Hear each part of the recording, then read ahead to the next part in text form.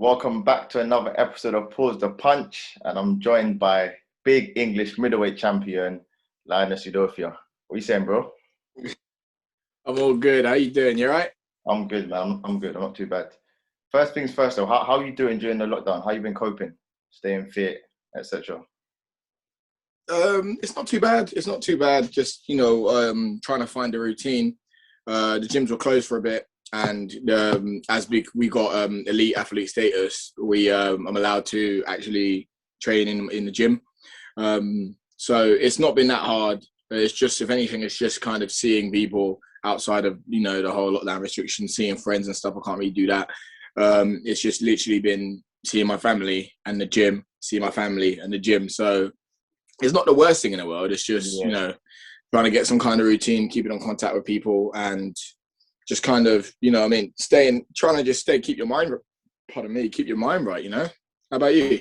of course. What you been doing to wind down, though? How you winding down after Um, training and stuff?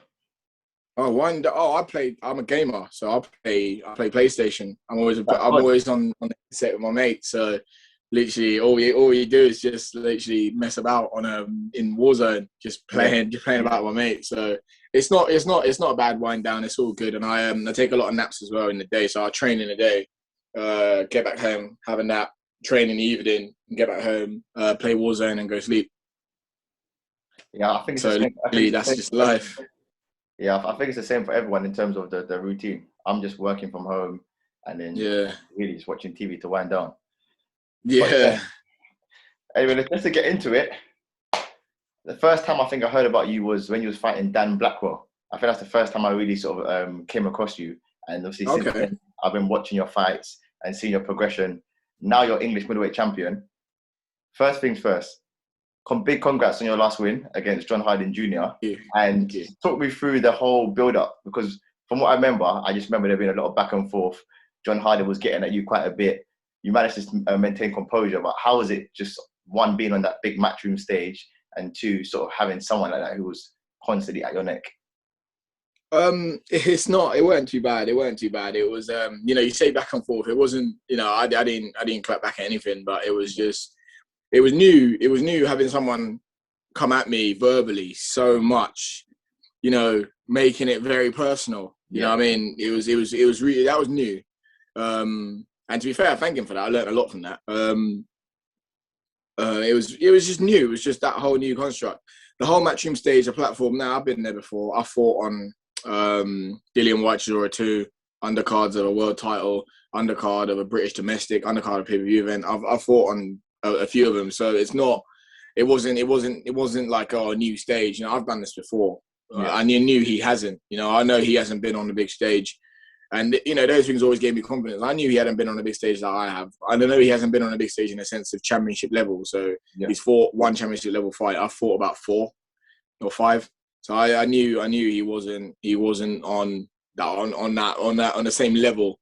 And yeah, and it was, the whole build up was good. It was really enjoyable. I really enjoyed it. And normally before my fights, all previously before, I normally go away anyway and kind of do a little bubble myself. I didn't Okay. even realize I was doing it. I'd go away, get a hotel near the venue, and kind of just isolate myself away and just, get my mind right, get your focus, and just kind of get ready to compete. So when they told me, yeah, you have to go into a bubble, like, 5 days before, I was like, yeah, sweet. Same thing. It's just the same thing. So Would yeah, would as long you as I say had that my PlayStation, I antagonizing? knew I was going to be fine. Would you say that antagonizing, well, or whatever the back and forth that he was doing, did that put some more fire in your belly, or was it just business as usual for you? Nah, it's just business. In boxing and just in life in general, you can't take anything seriously. You can't take anything too seriously. You can't take anything to heart. It is what it is. Everyone's got game plans. My game plan's always been to stay quiet, and then all of a sudden talk with my fist. Yeah. His was the opposite. So it's yeah. So it's one of those. It's one of those. Like, you just kind of got. I don't know. Everyone has their game plan, and that's his. You can't take it to heart. You can't. You know what I mean? As soon as you start taking things like that to heart, is when you start. You're losing yourself a little bit. Yeah. You've done a lot of talking with your hands last time. I think what I'm really interested to ask you is, you've won the English sort of title at the moment. What route are you Mhm. taking? Are you looking to go European? then go to World, or are you looking to potentially do one of the WBA Intercontinental or one of those sort of interim sort of belts? What's your route at the moment? It's still, route is still domestic level right now. I'm looking for, I'd like a Commonwealth or a British, Commonwealth and or a British, and then progress on step by step, So I think right now it's good to just trust the process and just, see what offers come up, because right now it's a weird time. You can't just make fights like that. Yes. It's quite a weird time right now. So, it all take time, and I'm patient, still training. Opportunities have come up. I've taken them. Opportunities have come up that haven't been worth it. So as long as the right opportunities come, it'll work out. So I'm just being patient right now. Do you plan on clearing out the domestic scene? So there's some big names out now. Denzel Bentley, who just beat Mark Heffron in their rematch. You've got people like Felix Cash, Derek Osazi. Are those fights you want? Are you trying to clear out the division and then sort of stamp your authority in the UK and then move forward? I think, I don't think, well, it all goes hand in hand. So, if I get the accolades of the sport and the accolades of, the division available, if I fight for a Commonwealth, beat Cash. If I fight for a British and beat Bentley, if I fight for any of those and win those fights, that stamps my name as it. I'm now the champion of the Commonwealth. I'm the champion of Britain. Then Europe, and then like you said, it's all yeah. So it's not necessarily any name I want. It's just I want the accolades, so I'll compete against whoever for these accolades. So is there no fight out there now that if you could pick, you would say, yeah, I want him now? It doesn't really matter as long as it's right. I'm not really fussed. I really don't care. I leave that to my management and my trainers. I'm a fighter, so I'll fight. Do you know what I mean? I'm a fighter, so I'll fight.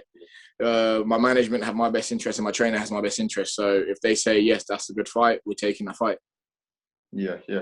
So when do we expect to see you out again? Obviously, I know it's coronavirus time, then things are a bit difficult, but when should we expect to see you again? Well, I'm in the gym, as always, getting ready. Not really getting ready for anything in particular, just keeping myself sharp, learning every day. I'd like to be out twice at least this year. So it'd be nice to get out in like April, May, and then again in maybe October or something like that. It'd be nice. So, it's one of those, you can't, I don't really have the luxury of choice right now. But, people are knocking on the door. So there's opportunities out there. There's a lot of opportunities out there. There's shows getting announced every day. So, the future's looking up. I don't know exactly when, but I just know I'm in the gym, and when a call comes, I'll be ready. Ready to go. Yeah. Did you manage to catch the fight on the weekend with Lara and Warrington? What were your thoughts on that? Yeah, I did. I was watching. Right? Big upset. I don't know if it was that big enough. I mean, like, the guy was good. I think he was 22 fights and he only lost once. Yeah, but I think the main thing is he hadn't fought anyone of note. So yeah, maybe not. Maybe true. Upset, but he hadn't fought anyone of note that people. Yeah. No, that's true. But it was just the kid, like, me and my mates were trying to like decipher like what was it? Well, was Warrington not himself, or was it? Yeah. And then at the end of it, the only thing that ever comes up is I just think Warrington wasn't ready for. He looked past him, and secondly, we all underestimated Lara, and you can see Warrington. He's a fast starter. He started fast, but there is a difference between Warrington that has a crowd behind him and Warrington that is in a closed behind door. I hate to say it because it sounds like an excuse, but it's. I'm not saying the fight would have gone differently. I'm just saying that's not the Warrington we're used to seeing. But at the same time, yeah, Lara did well. Lara did very well. No, I agree with you. We know when Warrington's in a packed out Ellen Road, when he has fans behind him, the difference he can make. But I think it's also important that we don't sort of downplay Lara. And we don't make it out like if the fans were there, Lara wouldn't have had a chance, because he was well in it. Like he was always dangerous. From he was going punch for punch with Warrington, and he just caught Warrington in it, and it really, you could see it. Warrington, after the fourth round, he weren't the same. Yeah, he didn't really recover. I don't think he recovered. Eventually, when the stop, he never recovered at all. Yeah, he never really recovered. So, but yeah, I know. It seems like there's been quite a few. Talking about upsets in that card in general. What do you think of Martinez and Zelfa Barrett? Do you know what? I thought the fight was a lot closer than it was. So the 118, 111 cards, I think, was total nonsense. It shouldn't have been that. Yeah, throw that out. Throw them out. Yeah, that was ridiculous. Throw that out. If it was, I think it was more of a. Go on. Yeah, if Zelfa won it by 1 round, fine. If Martinez won it by 1 or 2 rounds, fine. But 118, 111, and it's becoming an issue. It's becoming an issue in boxing. Yeah. I know even when we go abroad to America or Italy, it's the same thing. But I think people are going to start wondering about the UK and being skeptical about coming here because they know winning on the cards, especially if you're on a big show at Matchroom, it can become problematic. But yeah, like I said, I remember I was pissed. Yeah. I had my friend over and I was saying to him, like, when they're about to announce the scorecards, I went, if this is, I bet you this is going to be, like, how I'm seeing it, I went, I think this is going to be like 115, 114 or whatever, like really one round, it'll be 1 round or it'll be a draw. It'll be 1 round either side or it'll be a draw. Yeah, that's just how, I can't see anything else. And when they said that, I went, this is why, when they said 118, 111 or whatever it was, Sella, you're telling me Kiko Martinez won 2 rounds. Basically. And I said, yeah, it's ridiculous. Yeah, I could have given him 5 or 7. Yeah, you know what I mean? Like, it's mad. And I was like, I'm no judge. I get it. I'm no judge. Like, but look, we all saw that. We all saw what we saw. Do you know what I mean? And I was thinking to myself, this is why MMA's it's pushing further than boxing at the minute. It's like you don't see this in MMA. You know, you don't see stuff like this going on. No, it's true. It's true. And I don't want it. Like I said, I can't believe this is happening to my sport. You know, like I don't care about who's home fighter, who's away fighter. That's just ridiculous. Because like when you see that, imagine like you're Kiko in that situation, and you're like you've got up for it, you've worked your ass off for it, you've got here, and you've got an account to even win the fight, beat someone that you shouldn't really beat, and they do that to you. You don't want to get up for it again. Yeah, no, you're right. You're right. And like you said, it's hard, man. People are going to stop wanting to come here. Yeah, it's becoming an issue, but I think until we have sort of an independent body that's able to regulate, we're going to continue having issues. And secondly, you know, boxing styles make fights. Different refs see it a different way. So even if you bring the refs in and ask them to explain themselves, there's no metric really to bind them to how they should mark or rate the fight. There's no. It's a difficult topic. Yeah, I don't know. Where do we even start? Do we just strip it bare from like the core in and out, or I don't know? How do you even go around with it? Yeah, no, it's a difficult one. But saying that, what are your words for the rest of the world that are waiting for your next fight, and all the middleweights that want to fight you or calling you out? What would you say to everyone that's excited to see you out again? All I can say is, just keep underestimating me. It works better for us. Are there any KOs coming? Are we expecting more KOs? Yeah, just keep underestimating me, and it works better for us. Thank you, Linus Udofia, and it's another episode of Pause the Punch.